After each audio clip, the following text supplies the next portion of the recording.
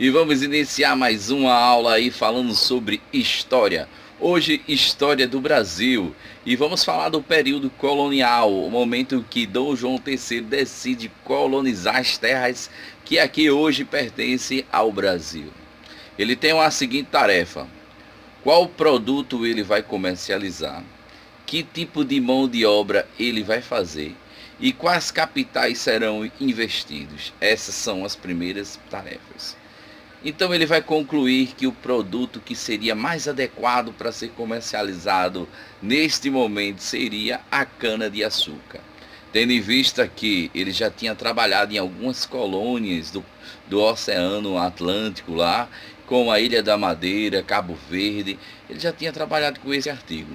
E dentro dessas colônias ele já tinha usado a mão de obra escrava, não é? Então ele vai decidir pela escravidão, que no século XVI vai ser muito forte com os indígenas.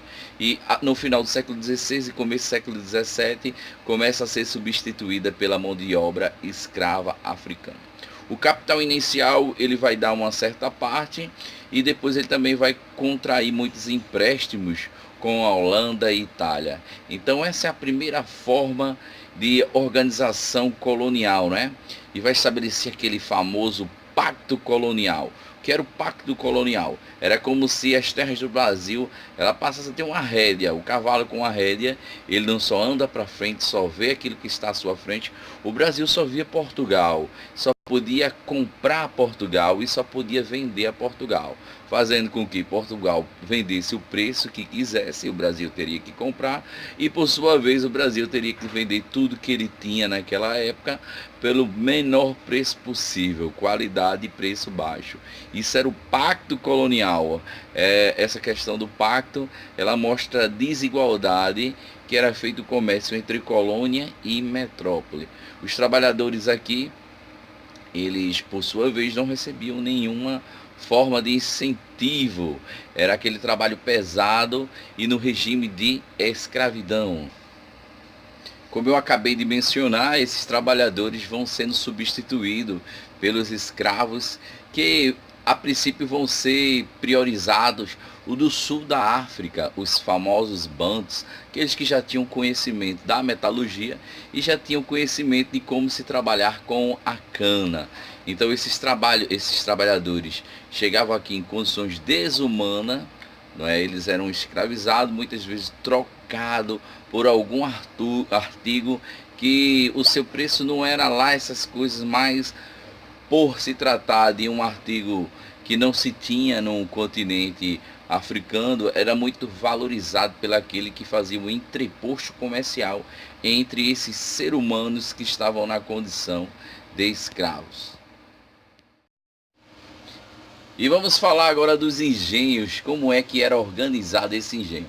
Primeiramente eu quero que você não confunda engenho com só o maquinário que vai fazer todo o processo de transformação da cana, matéria-prima, em açúcar, material já industrializado, certo? O engenho nesse contexto aí, ele era toda a propriedade do senhor de engenho, que englobava uma capela, uma senzala, a casa de purgar, as caldeiras, não é? O roçado, a lavoura, tudo isso fazia parte do engenho. Agora deixa eu explicar um pouquinho melhor para você aí entendendo. Na senzala, eles organizavam os trabalhadores, mas não era essa organização. Eles depositavam, depois de um dia de árduo trabalho, os seus trabalhadores, sem nenhum conforto e sem nenhuma prioridade para nada. Eles eram literalmente amontoados nesse espaço chamado de senzala. Lá tinha uma pequena capela que era onde o senhor de engenho, sua família e alguns membros da sociedade, quando iam fazer uma visita, se reuniam para escutar, para participar das orações. Tinha a casa grande, que era abrigo do senhor, do dono das terras. Tinha a lavoura, onde era que os trabalhadores faziam a plantação e o corte da cana, que era a matéria-prima que era utilizada. A casa de purgar, que era onde levava-se o melaço, que já tinha passado pela moenda, não é? Que tinha virado um caldo e depois ia se transformar no pão de açúcar para depois ser refinado. Então a gente tem aí todas essas etapas construindo o engenho.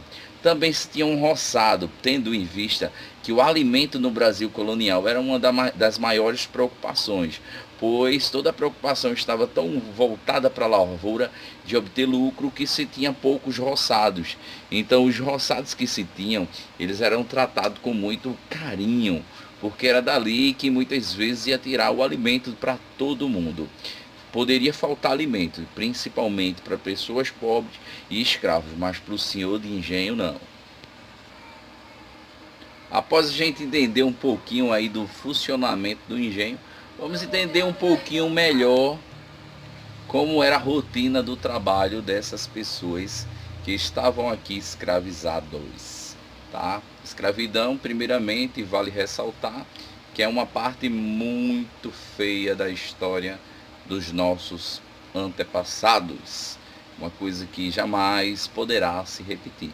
Mas, como a gente tem que saber a verdade nua e crua, vamos falar um pouquinho da escravidão e como era o seu trabalho, o trabalho, a rotina desses trabalhadores. Geralmente, quando eles iniciavam um trabalho, era no raiar do sol. E quando eles terminavam o seu trabalho, era no pôr do sol. Iam para essas lavouras e lá teriam que cortar o máximo possível de cana, não é? Sem desperdiçar, com o corte certo, a técnica de corte certo para não perder.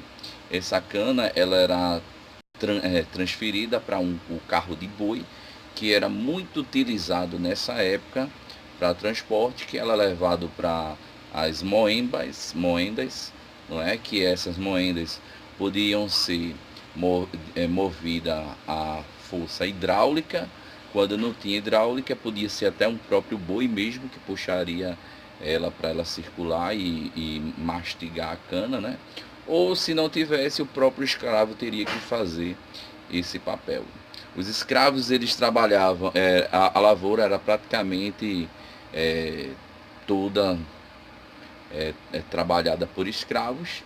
Havia uma minoria, que eram os feitores, que eram trabalhadores livres, não é? Dentro da casa de purgar podia acontecer de ter um escravo que tivesse a técnica, mas também podia acontecer de ter algum trabalhador livre que sabia o tempo certo da retirada do melaço, não é? Dentro da casa do senhor de engenho havia também trabalhadores escravos. Esses aí a gente pode até dizer que tinham uma condição um pouquinho melhor, porque eles não estavam num cotidiano pesado que era o do corte da cana, do plantio da cana. Esses aí podiam trabalhar como os trabalhadores domésticos, né, com os afazeres cotidianos da vida dentro da casa grande. E também dentro dessa ainda tinha um trabalho que era muito ruim de ser executado, que eram os famosos escravos tigres que faziam, que era levar latrinas. Ainda a gente não tinha um sistema de encanação nessa época, então todos os dejetos humanos eram depositados numa lata que esse escravo ele ia retirar de dentro da casa e ia translar para um rio próximo, ou se fosse próximo ao mar, para o mar, para arremessar. Só que também a gente tem uma época aí em que as latas não eram tão bem soldadas. Então o que é que acontecia? Esses sedimentos, eles por sua vez caíam nesses escravos, fazendo com que a coloração da pele dele não mudasse. Ele podia adquirir impinge, pano branco. Por isso que eles eram caracterizados por escravos tigres. Você conheceria logo aquele escravo que tinha esse alfazer pela sua cor da pele.